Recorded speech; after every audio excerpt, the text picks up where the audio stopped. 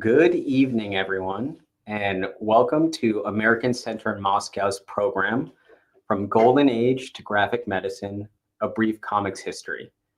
My name is Dr. Ryan Montoya, and today I have the pleasure of speaking to you about two of my favorite topics, comic books and me. I appreciate you joining tonight's event, and I'm going to be discussing comic book history and also the field of graphic medicine. So I'd like to invite our viewers at home to think about any questions you might have about the presentation, because at the end of the program, we'll have time to answer those, as well as some other questions that have been previously submitted online. So with that, let's start our discussion.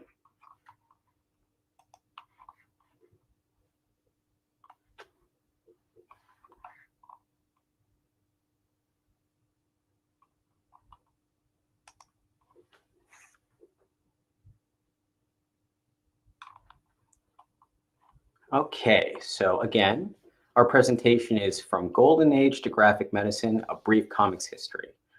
So when I was thinking about this talk, I was trying to figure out what we could possibly discuss or cover in 45 minutes.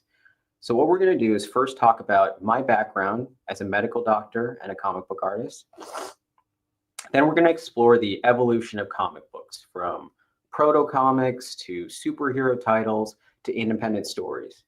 And then finally, we're going to examine the genre of graphic medicine and see where it fits into the history of independent comics. So first, let's briefly go over my background. In terms of my medical career, I completed my undergraduate degree at Harvard University, and then I completed my medical training and my residency training in primary care at the University of Massachusetts Medical School. I've also had other healthcare experiences, like I practiced prison health at the Federal Corrections Institution at Devens, Massachusetts. I've practiced direct primary care. I've acted as the medical director and as the director of primary care at Planned Parenthood in Washington, D.C. And currently I work as a physician medical officer at the U.S. Embassy in Moscow for the U.S. Department of State. And while here, I also get a chance to liaise with the medical team at NASA for their Moscow-based mission. So that's my medical career. Here's some pictures, some visual aids. This picture on the left, you can see me with my wife in Red Square in front of St. Basil's Cathedral. In the middle, you can see on the top and the bottom, this is some of the work I did for primary care and reproductive health care at the Planned Parenthood clinic in Washington, D.C. In the top right, you can see a cute patient I had in Bangalore, India. My wife and I lived in India for 2 years, and I was able to practice community medicine in Bangalore. The bottom right, this is not a patient. This is my daughter who's using my stethoscope. And you can tell that she is my daughter because we both have the same massive forehead. All right.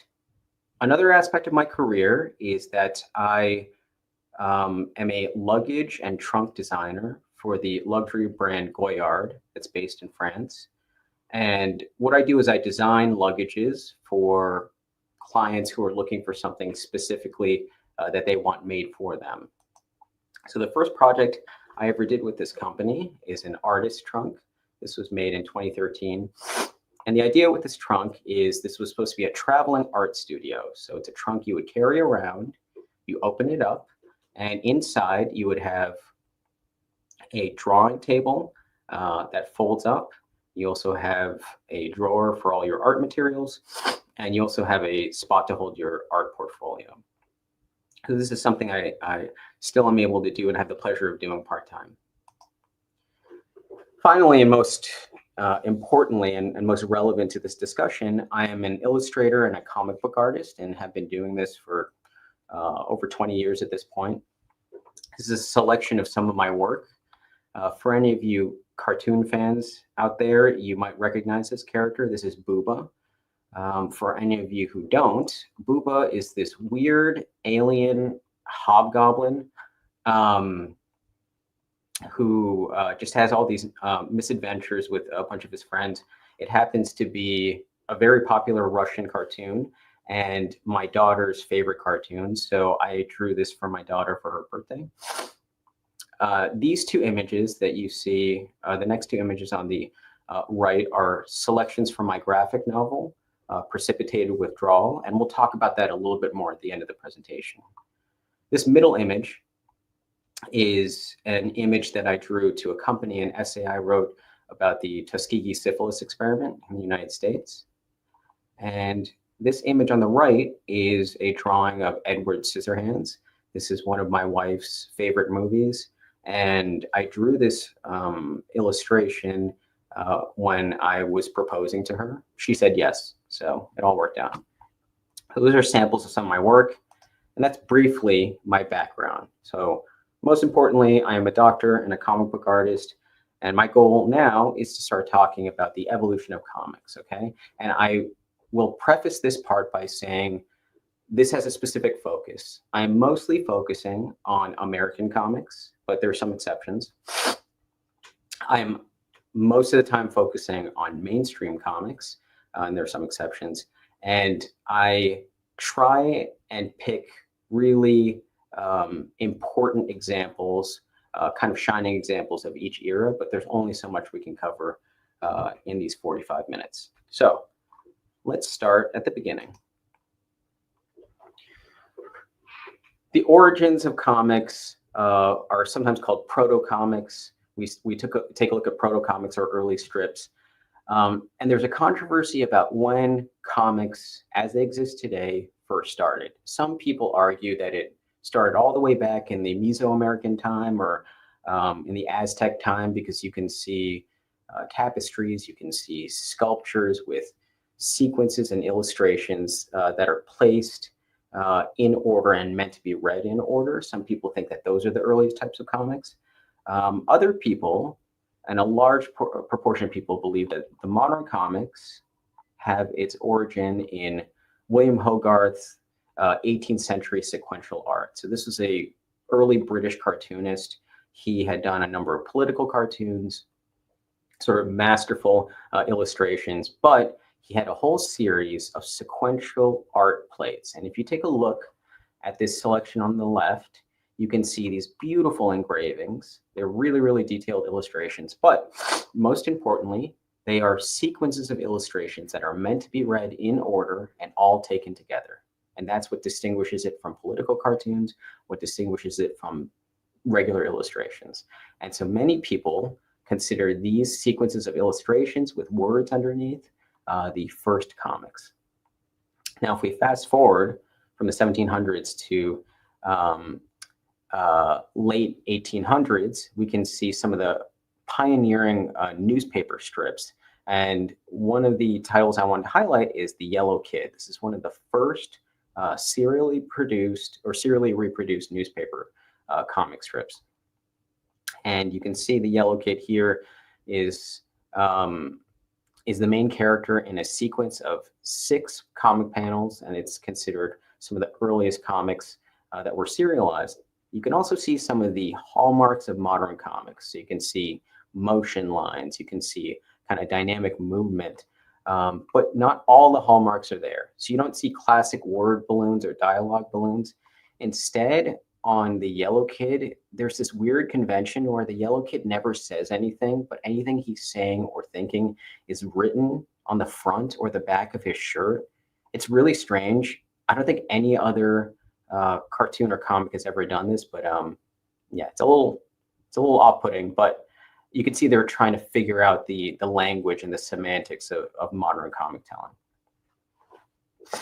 So those are the origins. But then we move on to the Golden Age.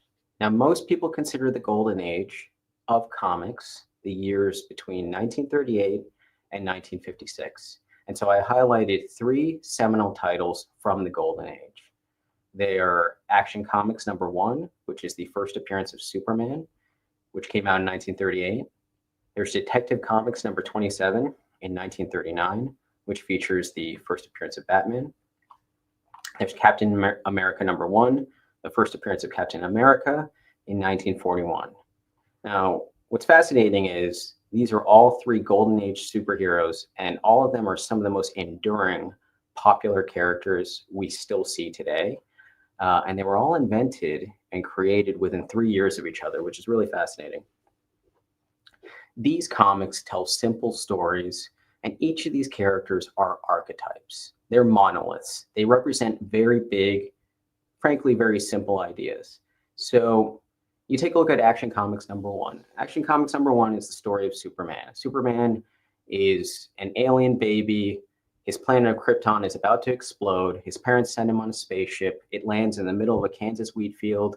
He's raised by two American farmers, and he becomes Superman after he discovers his superpowers.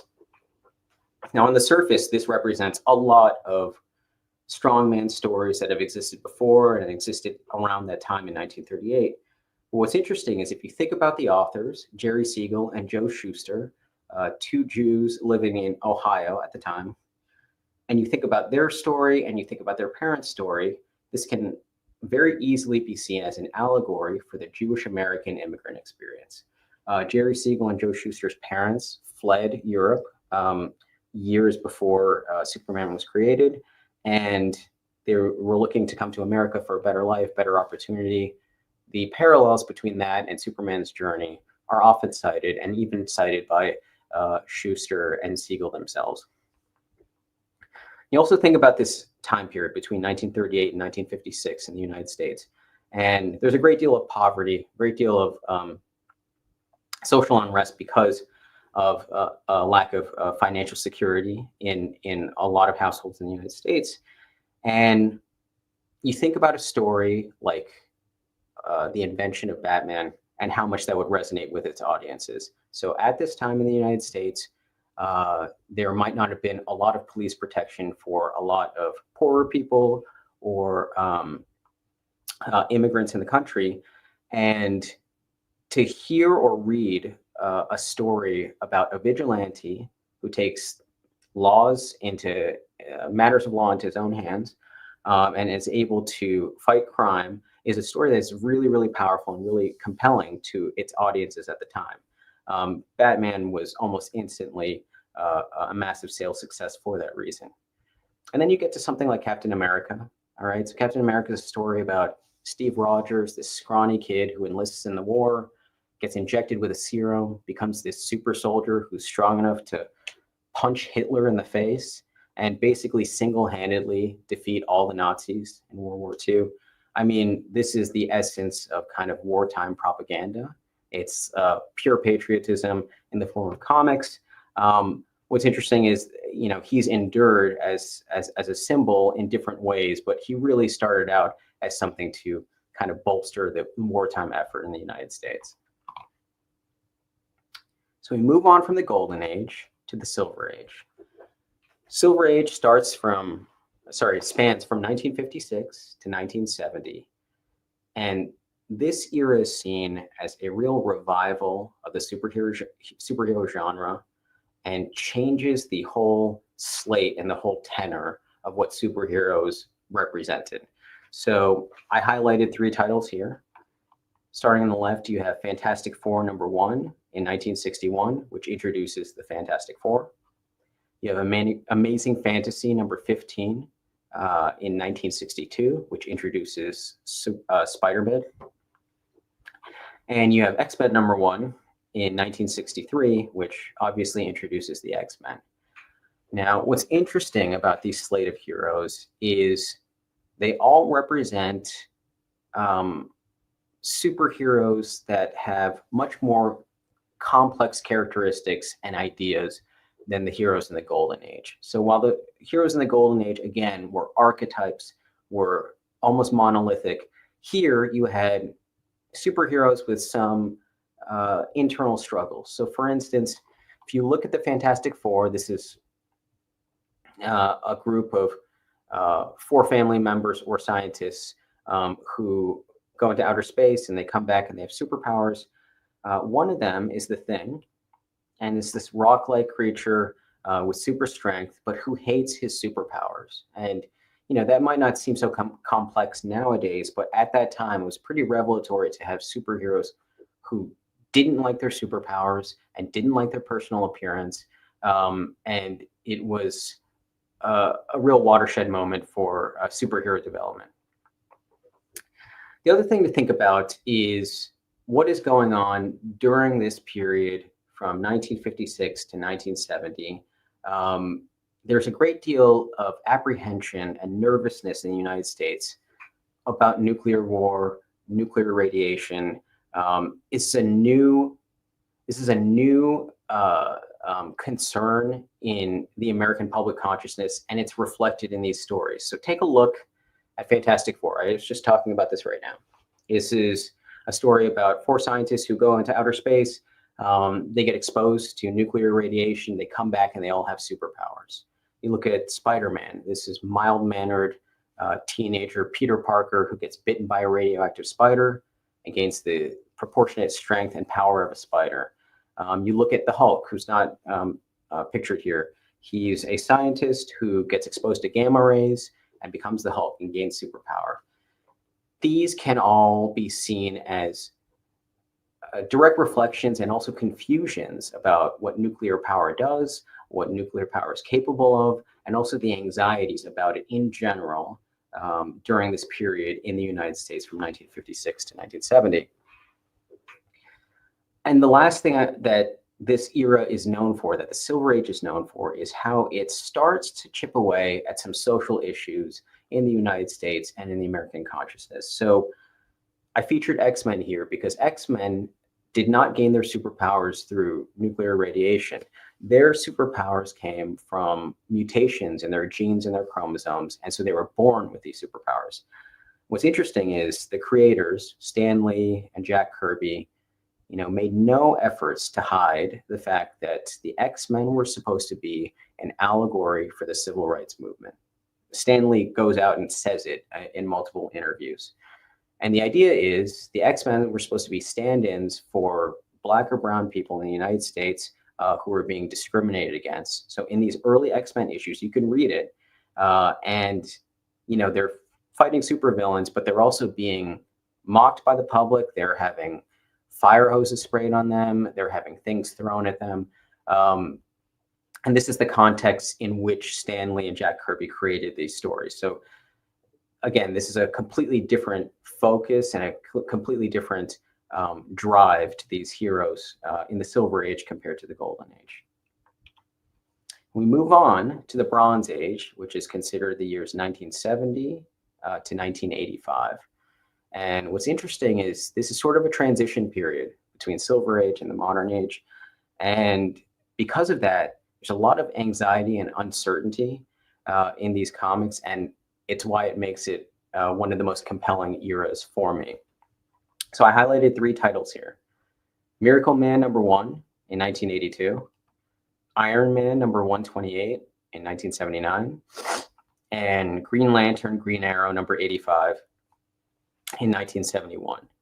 So what this era is known for, what the Bronze Age is known for, is a real examination of personal struggles. Okay, in particular, for whatever reason, there was just this whole slate of superhero comics that dealt with substance abuse. And so you can see here, Iron Man is dealing with alcoholism. You can see here, Green Lantern and Green Arrow's Ward is dealing with heroin addiction. These were really, really big, very, very controversial ideas to be put in popular media that would be reaching kids. And so the Bronze Age is seen as the first era in popular mainstream comics to deal with these sorts of things. The other thing about a lot of comics in this era is it's starting to deal with identities of war and post-war in the United States, in particular, the relationship to the Vietnam War. And so you can see in some of these storylines the reflection of sort of an alienation, a detachment that's reflected in some of the superheroes that you never saw in the Silver Age and you never saw in the Golden Age. And I highlight this title, Miracle Man, in particular, because it's a really, really fascinating story. So Miracle Man was a bit of a throwaway hero from the late 1930s. And those stories were really simple and frankly, kind of juvenile. So The idea was Miracle Man was a superhero who would face some sort of situation, some sort of supervillain, and he performed these miracles, and everything would be solved very quickly and very simply. What the writer Alan Moore did with this rebirth of Miracle Man was he took this same character who had these same silly powers, and he brought him back to the year 1982, and the world had moved on. So this is the same superhero. He still had the same powers, but they meant nothing because these miracles did not apply in the modern age. And so this story, this whole story arc, is just examining what it would be like for a superhero to be purposeless and wandering around on Earth. This is a really, really interesting idea, and many people cite the kind of American popular psyche at the time as the reason for these stories being told. So after the Bronze Age, we get to the modern age, which is defined as any comics made from 1985 to present. Now, some people believe that there's another stage, or another age rather, that starts at the year 2000 to present, but generally speaking, we consider 1985 to now is modern age popular comics. I highlighted three modern age comics that I think are probably three of the most important comics ever made. They are, excuse me, Watchmen #1 in 1986, The Dark Knight Returns #1 in 1986, and Sandman #1 in 1988. Now, again, these are three of the most seminal titles ever made in the world of comics. The idea that they were made within 2 years of each other is really remarkable to me as someone who loves comics history.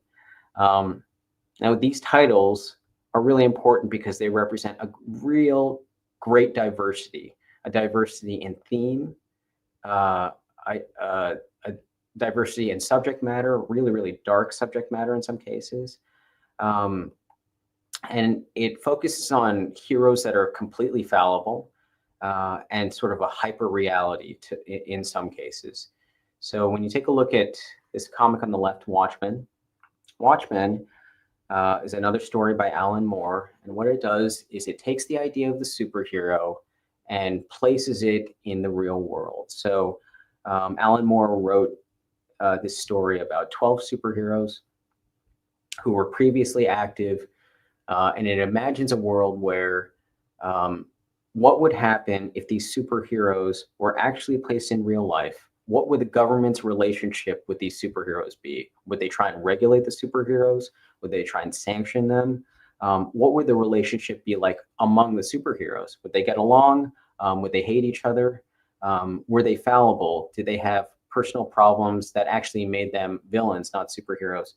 And finally, what would happen if one of these superheroes were murdered? Would they all band together? Would they turn on each other? And what sort of skeletons would be dug up from the past? It is an enormously influential comic. It's also been made into a movie and TV shows, but its echoes are still felt today in modern superhero comics. Every type of creator has always tried to approach the level of sophistication that this comic reached. This middle comic that I highlighted, The Dark Knight Returns, is another really important superhero comic, another important mainstream title. This is a comic about Batman, and it imagines an alternate universe Batman who is retired. He's old, he's been retired for 10 years, but he sees Gotham City is fallen into decay, and so he comes out of retirement. And what the story is about an aging superhero who has to go to more extreme, more desperate lengths to fight criminals, and the line between him being a superhero and a villain becomes more and more blurred, just depending on the extreme lengths that he approaches. Sandman is another interesting title. This is by Neil Gaiman, and this came out in 1988. And this was a character that was originally a comic in the late 1920s. And what it dealt with was a superhero who could read people's dreams. But what Neil Gaiman did was he took this character and he made him a master of dreams, someone who was able to go in and out of other people's dreams and occupy this dream space. And really, it's a chance for Neil Gaiman to explore his fascination with myths, with traditional storytelling, and turning it on its head. So it's really one of the most well-regarded comic books ever made. It's still technically a superhero comic, but it was able to introduce a lot of mature themes that no other era before it was ever able to accomplish. So this is not a specific comics era, but I did want to talk about the 90s art revolution. So in the early 1990s, there was a real sea change in terms of artistic style, where the style really changed and you'd have much more dynamic anatomy, you'd have much more explosive layouts, and it was spearheaded by a number of artists, but two in particular were kind of the head of the pack. There were Todd McFarlane, who was drawing Spider-Man, and Jim Lee, who was drawing X-Men. What's interesting about this era is that it heralded the idea of the artist as a known entity. So if you followed comics in the 1970s and the 1980s, you might know some artists, but by the time the 1990s rolled around and you saw the work of Jim Lee, Todd McFarlane, Rob Liefeld, Mark Silvestri, Whilce Portacio, Eric Larson, you knew who these people were, and they were their own celebrities in the comic world.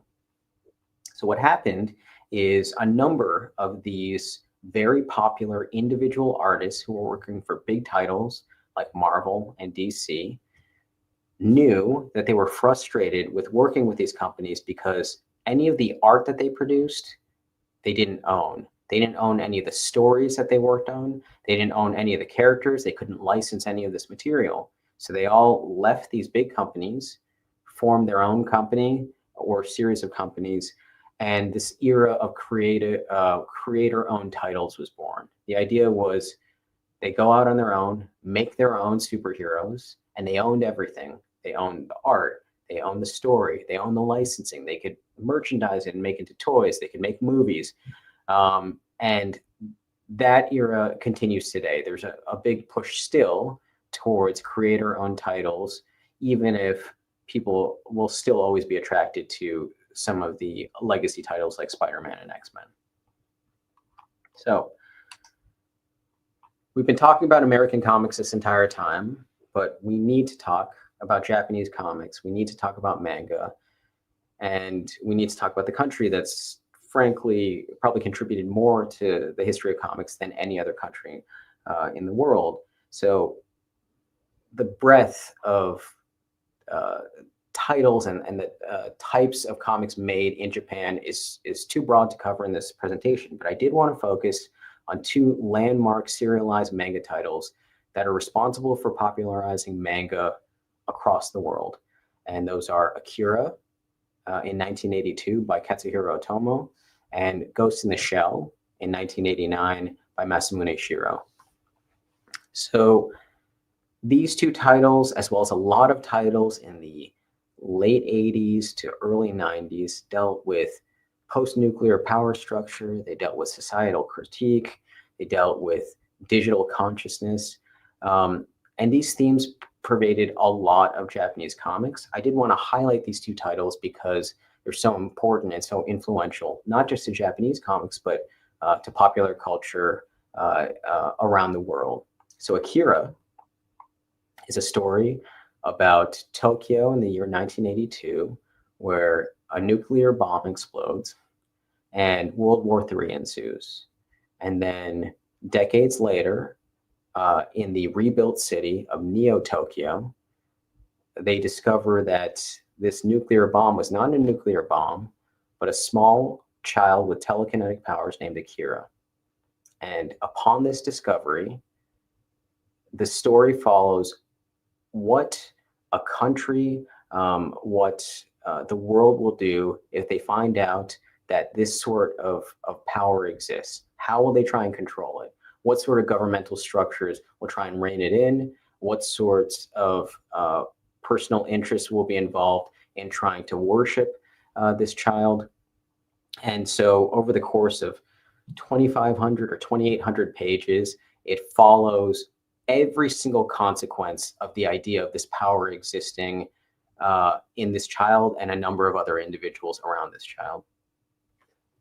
The story of Ghost in the Shell is really interesting. So this is a manga, again, that was started by Masamune Shiro in 1989, and it follows the story of Major Kusanagi. This is a special police operative. She's a cybernetic organism, or a cyborg. So she's part human, part robot. As the story goes along, the percentage of what's human and what's robot just depends on what kind of modification she makes. But her main goal is to track down this computer virus that's running rampant throughout the city, who's called the Ghost. Okay, and it seems like a simple mission at first, but each time that she interacts with this virus called the Ghost starts asking her more and more difficult questions. In particular, the Ghost asks, why, as a computer virus, is the Ghost not a soul? Okay, it has all the characteristics. It can think, it can feel. And also, what defines digital consciousness versus human consciousness or a soul? And this is the ultimate theme that Ghost in the Shell grapples with, and it's a theme that reverberates in a lot of other manga and popular culture even today. So we talked about superhero comics, which are mainstream comics. We've talked a little bit about Japanese comics. Now we're going to talk about independent comics. So if you are talking about the American comic landscape, if you say independent comics, essentially what you're saying are non-superhero comics or underground comics that are considered autobiographical or literary. And what I did with this slide is I made a mosaic of what I think are some of the most important independent comics ever made. So if you can see this, I don't know if you'll ever have access to these slides, but I recommend, if you can, to maybe take a picture of this, take a screenshot of it. If you have not read these titles and you are interested in comics, I strongly recommend you read every single one of these. And I wanted to go over briefly some of them. So there's Mouse by Art Spiegelman. I'm going to talk about that in the next slide, so we'll hold off on that. There's Ghost World by Daniel Clowes. So Ghost World is this fantastic comic from the early 90s, and it kind of focuses on the ennui and the boredom of growing up in suburban America. There's A Contract with God by Will Eisner. Will Eisner is considered the sort of originator, the godfather of sequential art. And with this long-form comic called A Contract with God, he created the genre of the graphic novel. It's the first long-form, non-serialized comic ever made with one story. And he invented this whole genre with this comic book.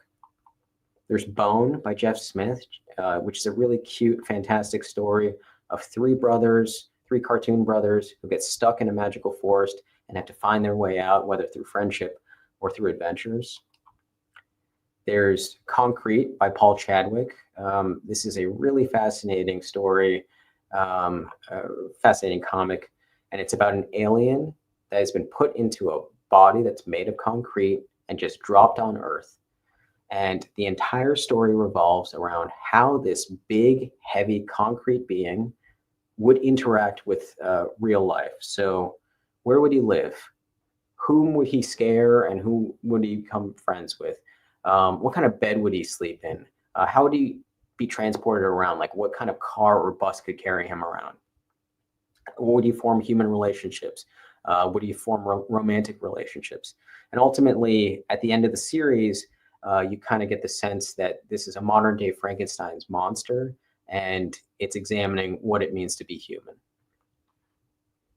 I also highlight Stuck Rubber Baby by Howard Cruz. This is what I consider the greatest graphic novel ever made. It's a story about, it's a thinly veiled autobiography about the author growing up in racially segregated Dixie South in the United States in the 60s, and how he tries to join the civil rights movement. This title, Cerebus by Dave Sim, is a really fun, really kind of tragic long-form comic about Cerebus, who's an aardvark. And the author, Dave Sim, wanted to create a story from the beginning of life all the way to the end. And so he created this aardvark. The first issue starts with the aardvark being born, and he lives for thousands of years, and he becomes a pope, he becomes a hockey player, he becomes a barbarian, he opens up a bar, and it just follows his life all the way to the end. And the last issue is when he dies, and it's just a complete life told from beginning to end. It's really, really fascinating. This other title I highlighted, Martha Washington Goes to War, is this really, really interesting comic by Frank Miller. It takes place in a alternate post-Reagan era, and it features the main character, Martha Washington, who grows up in the Cabrini Green projects. But the United States is kind of, all the government has been taken over by corporate interests. And it shows how Martha Washington, who's been trained to deal with wars, how she tries to navigate this new political landscape. I mentioned that most of the comics we're talking about are American, but I did want to highlight Arzak by Moebius, or the French comics artist Jean Girard. Arzak is a series of short stories that originally appeared in Heavy Metal magazine, and it is really one of the most fantastic, strange, unsettling science fiction stories ever made. It's almost completely wordless. It follows this nomadic character as he rides around on this flying horse and just goes over this weird barren landscape, and it examines solitude, quietness. It's really, really some of the best science fiction comics ever made. Milk and Cheese by Evan Dorkin is a really fantastic independent comic that came out in the early 90s. It's about milk and cheese. It's about this little milk carton named Milk, this huge chunk of cheese named Cheese, and they're just two of the most foul-mouthed, like grotesque, angry, violent little figures, and it's just following them, wreaking havoc on anything or anyone they come across. It's kind of prototypical early Gen X skater culture, counterculture comics, and it's a really, really fun read. And finally, I mentioned Robert Crumb comics. We're going to talk about that in a second, but Robert Crumb is considered sort of the pioneer of the underground comic scene in the 1960s, and we'll talk about some of those comics on the next slide. Okay, so I mentioned independent comics. Their themes clearly are much more varied than superhero comics. They talk about identity and history and personal struggle and satire. Superhero comics still to this day dominate the market, but independent comics are often credited for expanding comics' artistic and narrative potential. And so again, we have selections from some of those comics I mentioned before. There's Mouse by Art Spiegelman, which is like a Pulitzer Prize winning comic about the author's parents who survived the Holocaust. There are Robert Crumb comics, and there's Stuck Rubber Baby, which I mentioned before, really fantastically, deeply felt story about growing up in the South in the 60s. Okay, so we've talked about independent comics, but what is graphic medicine, this genre I mentioned earlier? Graphic medicine simply is a subset of independent comics. If you look up the definition, it's called a field of study, a community of practice, and genre defined as the intersection of the medium of comics and the discourse of healthcare. That's really just a fancy way of saying it's comics that have to do with medicine. So graphic medicine focuses on healthcare experience in different ways. It can address health and medical narratives in different ways, but can also be used as sort of an educational tool or just a tool for personal expression. The genre can include a lot of different themes, but it usually includes patient experiences. It can include healthcare professionals' perspectives. And when it's doing its job well, it can sometimes destigmatize medical issues and also promote empathy. I highlighted two kind of prominent graphic medicine titles. This is Cancer Vixen by Marissa Marchetto. where she describes how she tried to approach her breast cancer diagnosis like a superhero attacking a villain. And then there's Epileptic by David B. This is a French comics artist who talks about what it's like growing up with his brother who had epileptic seizures. So the comic book I am working on is called Precipitated Withdrawal, and this is a graphic medicine comic. This is a comic that would fit into that category. It focuses on the field of opioid addiction in the United States, and it talks about how the field of primary care medicine is uniquely poised to address the addiction. So what I've done is I've divided the story into 12 discrete chapters, and my goal with each chapter is to sort of pull the curtain back on a specific topic in primary care that most people wouldn't know about. So whether it's talking about prison health or what it takes to pronounce someone dead, the book is supposed to give a view on American healthcare from a perspective of a primary care doctor. So here are some sample pages from the comic. This page on the left is a story about how basically the poorer you are in the United States, the less time you have with your doctor. This middle page is about my experiences in prison health.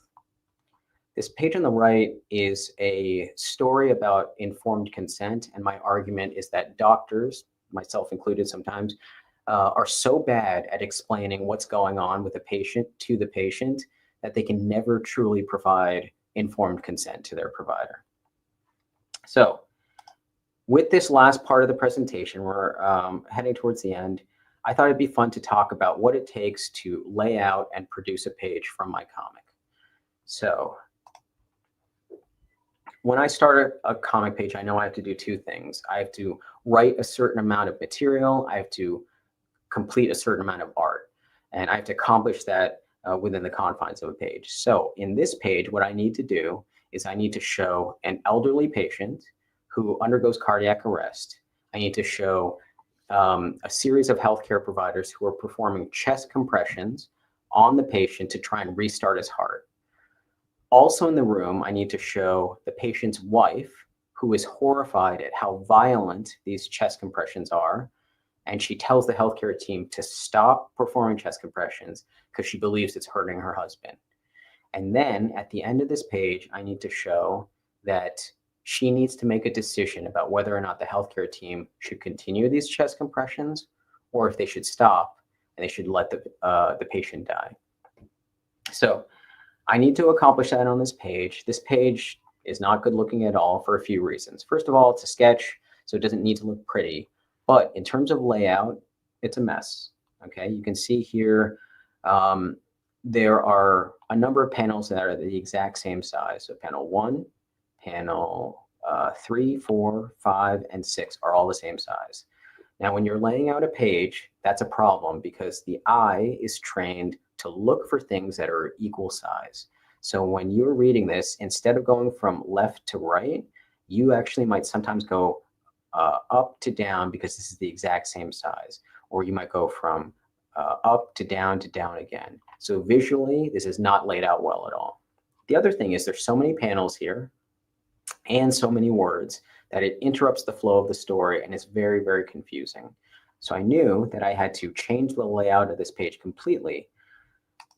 And here's how I did it. Now, one of the goals I wanted to accomplish here is I wanted people to walk away with the idea that there were two major visual elements of the page. The first is I wanted to show a huge set of hands that are performing chest compressions because I wanted people to feel the impact of how hard a chest compression is.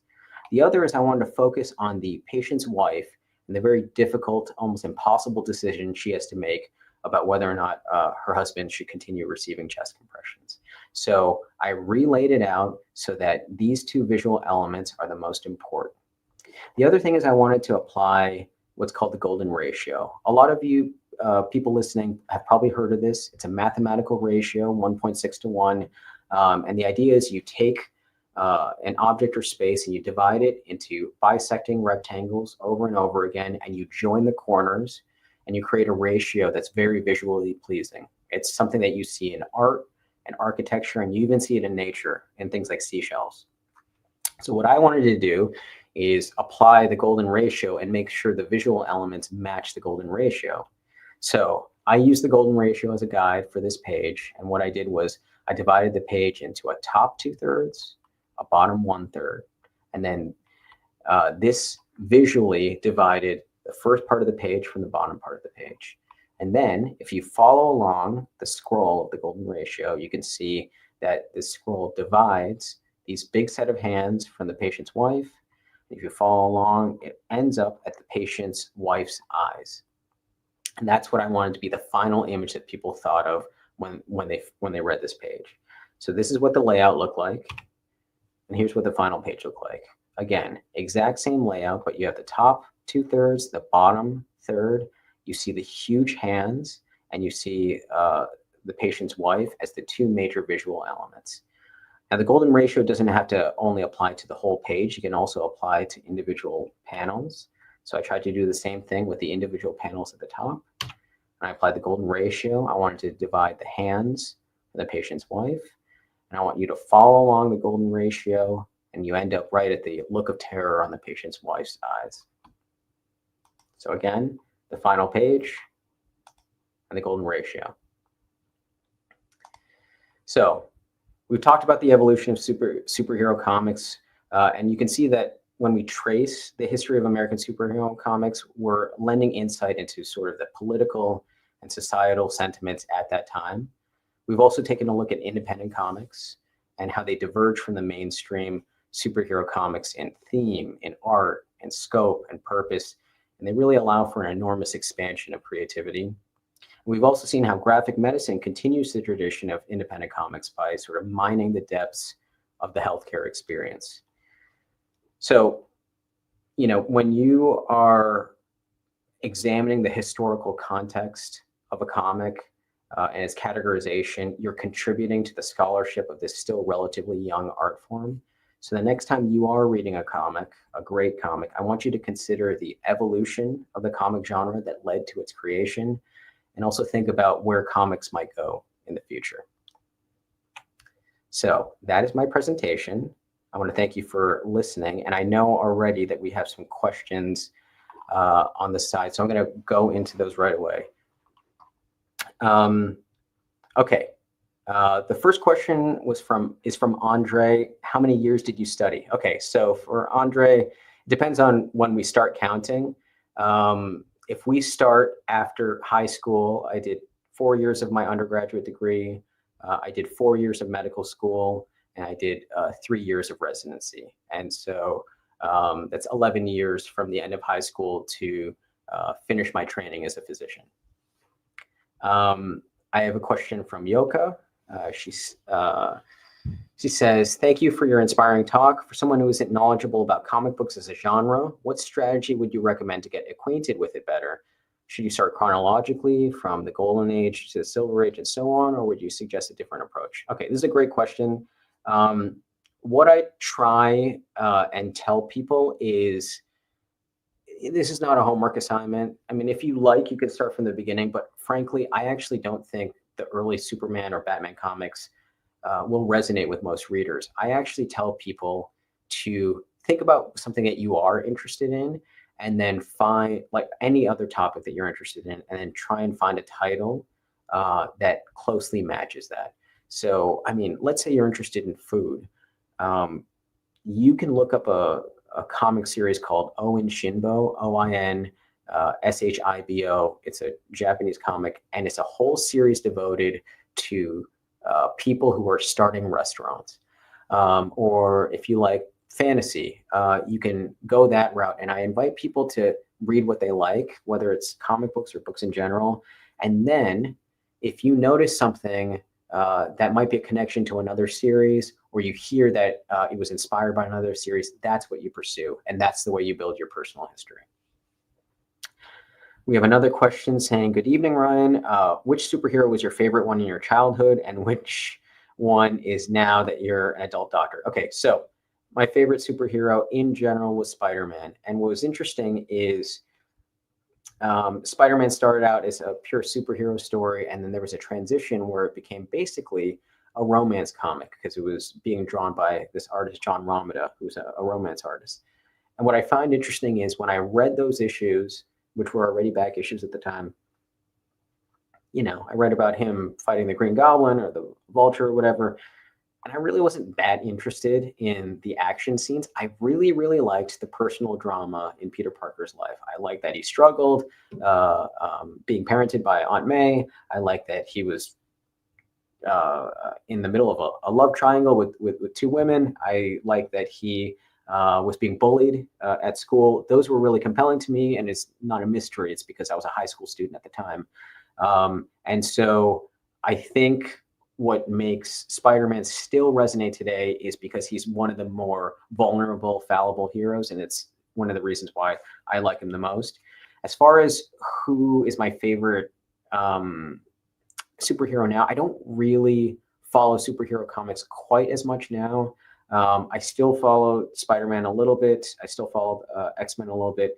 But most of my greatest memories are not of the superheroes, but of the artists who were working on it at the time. I was fascinated with how these stories were drawn and the styles that were used to draw them, much more than the characters themselves.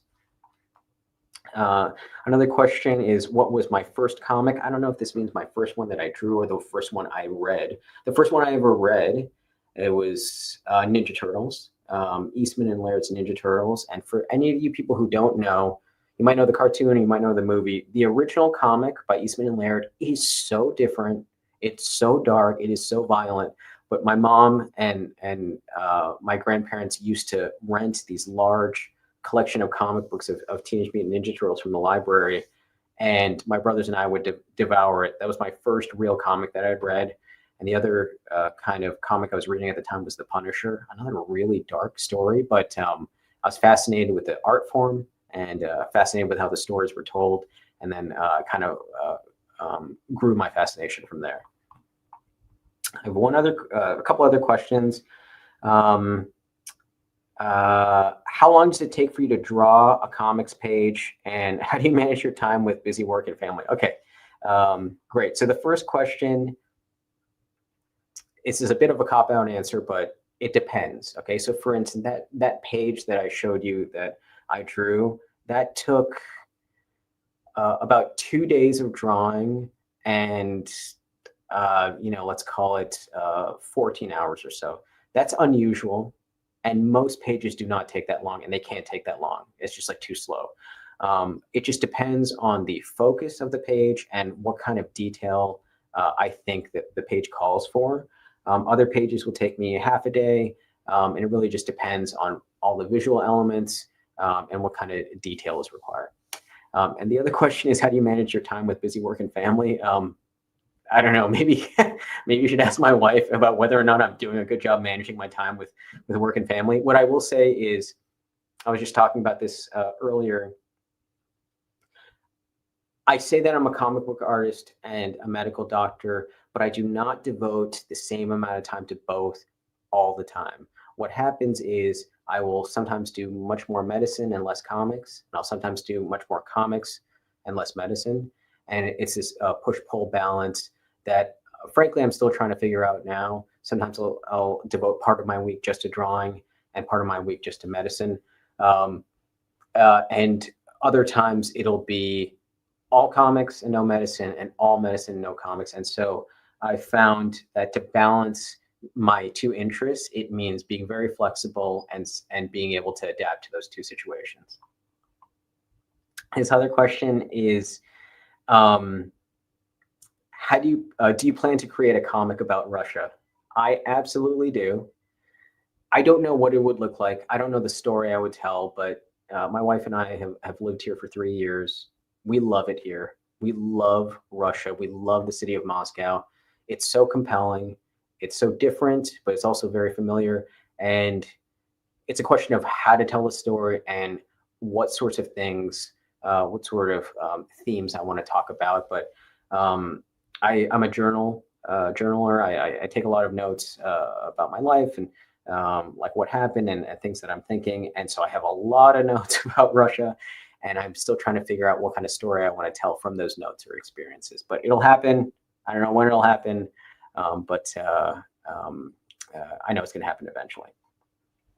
I have another question from Rainbow. If we can define the genre graphic medicine, then we can define graphic psychology and graphic any other sciences. This is a fantastic question. So I'm part of this group of people who work in the graphic medicine field, and this is a topic. Do we kind of keep redefining or subdefining the genre? Can we talk about other fields in science and medicine? The answer is yes. People can do whatever they want. There's a question about the utility of defining comics as graphic medicine or independent or manga or things like that. There's utility in scholarship. So sometimes people, if they want to study things and they want to narrow their scope, having a title like graphic medicine helps corral a lot of information and focus your scholarship.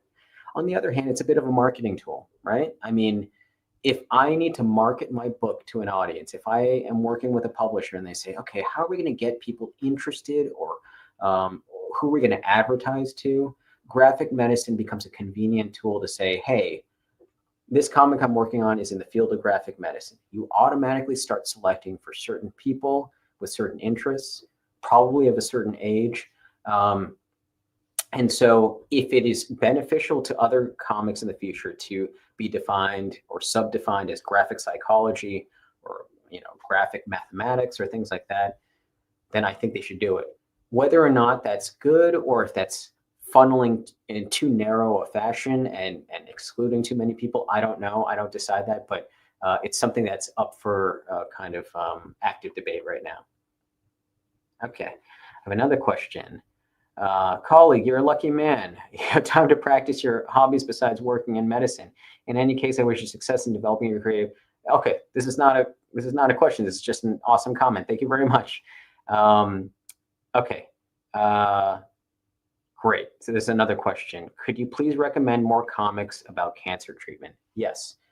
Okay, if you are going to start with comics about cancer, the first one you need to start with is called Our Cancer Year by Harvey Pekar. That's Harvey, Harvey, Pekar, Pekar. So Harvey Pekar is this writer from Ohio who made a series of real life comics, some of the most important comics ever made, some of the most important independent comics made, but he was diagnosed with cancer. And so he describes in really, really specific detail what it was like to get treated for cancer for a year. And then there are a bunch of other great titles too. In fact, there's almost like a whole subcategory of cancer-related comics. There's Mom's Cancer by Brian Fees. There's Relatively Indolent but Relentless. Just a bunch of other comics. What I can do is I can provide this information and we can spread it on our social media channels. But there are a lot of titles to look up. You can probably Google it. But definitely, if you're going to start and you want to see how it's done well, and you want to start with a prototypical example, start with Our Cancer Year by Harvey Pekar. A question from Andre. What do you think about movies based on comics? I think, on one hand, movies that are made about comics that popularize the genre, that get people to read comics, are always going to be a good thing, even if I don't like the movie.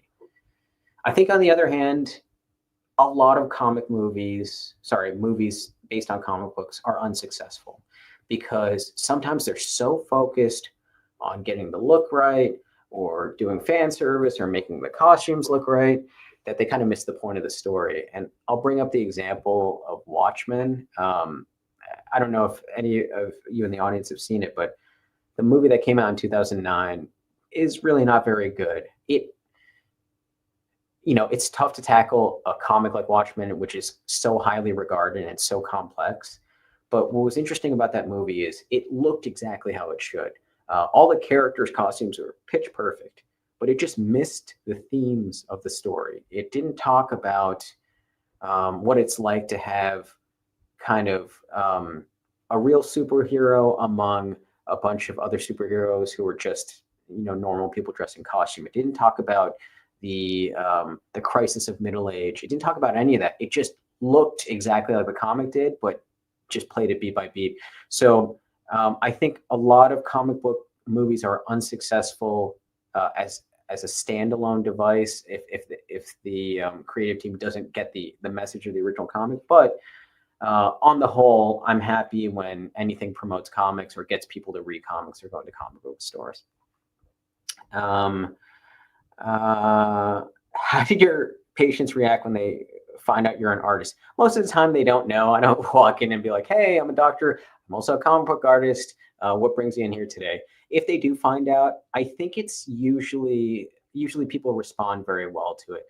What I've found in my two fields that seem pretty disparate is that things that I learn or experience in one field greatly inform the other because they seem so far apart. So I'll make connections in art because of things I've experienced in medicine, and I'll make connections in medicine because of things I've experienced in art. And I feel very fortunate in that way. And I think patients recognize that. They know that I might have that little bit more breadth of experience because I work professionally in a completely different field. All right, final question. What advice would you give to someone who wants to create comics or to someone who is hesitant to make a full-time job out of their hobby? Okay, I'll tackle the first question because the second question seems really, really difficult. So for someone who wants to create comics, this seems trite, but do not wait around. Don't figure out exactly the right way to start. Just start making comics. If you have a pencil or a pen and a piece of paper, or if you have a tablet, start making comics. The only way you will learn and the only way you will do it, and the only way you will get good is just by continuing to do it. And I speak as someone who made a lot of those mistakes. I had this idea in my head. I love drawing and I've been drawing for a long time. But when I was working on some stories, I would hesitate. I would do practice. I would work out all these different ideas in my head. And frankly, that's a waste of time. You should be working through all that. You should make mistakes. You should be bad before you're good. There's this expression that everyone has 10,000 bad drawings in them. And the sooner you get those 10,000 out of you, the better an artist you'll be. And that's the idea with comics too. If you're interested in it, start doing it. Now, it does not pay a lot of money. It's not a frankly stable job. But as far as honing your skills, as far as posting online, as far as distributing, no one is really going to force you to do it. It's not like school. So you do have to start doing it on your own and being very disciplined. But you'll get better and you'll start making connections with other people. And you'll only do that after you start. And you just start without thinking about it. What advice do I give to someone who's hesitant to make a full-time job out of their hobby? I don't want to lead people to financial ruin. Okay. It's romantic to say just follow your passions and everything will be fine, but that's not the reality. Okay. Life is expensive. You got to pay rent. You have personal responsibilities. You might have responsibilities to a partner, to a family. What I'd say has worked for me is as long as I feel comfortable, I try and find a balance between the idea of like financial stability versus pursuing my hobbies. So everyone has the sort of line that they won't cross. I must not be this passionate romantic artist because I'm not willing to become completely destitute for my art. I still would like to afford groceries and pay for my kids' education. So wherever you feel personally, if you have a hobby, I think you should continue doing it anyway because it's important for people to people's mental health to pursue their hobbies. But if you want to do it professionally, I say do whatever you're going to do as your stable job, your day job that can pay the bills, that can pay for life, and then slowly build up that proportion of time you spend on your hobby. And when you feel like you're able to start doing things professionally, and all that means is you're able to sell your artwork, you're able to sell a print online, and you start cutting down on that normal day job and you start expanding the hobby. So my advice, which again is very pragmatic and very unromantic, is don't just leap blindly into it. You can slowly scale up the professional aspect of your art or your hobby and see if it's viable for you financially before just throwing it all away to pursue your career. Now, I say that. I know plenty of artists who have done the opposite. They say I'm like a hack and I'm like a sellout. And if you feel passionate about your art and you're like, I can't do anything else, this is my calling, then please, more power to you. I just know that it's really tough. It's a racket. Excuse me, it's a tough racket to make money in art. And so I just don't want people to think that you just jump into it and you don't have any other practical concerns, or to provide for those practical concerns is a bad thing. I think it's perfectly reasonable, and you just got to find that balance on your own. All right, so we are a little over time, but I really want to thank everyone for these great questions. I had a lot of fun. I hope you all learned at least something moderately interesting, or even if you just took that screenshot and you just start reading some of those comics, then I will feel that I've done my job. I want to thank you for your time. I want to thank the hosts, American Center in Moscow. Again, my name is Dr. Ryan Montoya. I want you all to have a great rest of your day or great evening. I want you to join us again for the next American Center in Moscow Comics event, which should be coming soon. Thank you.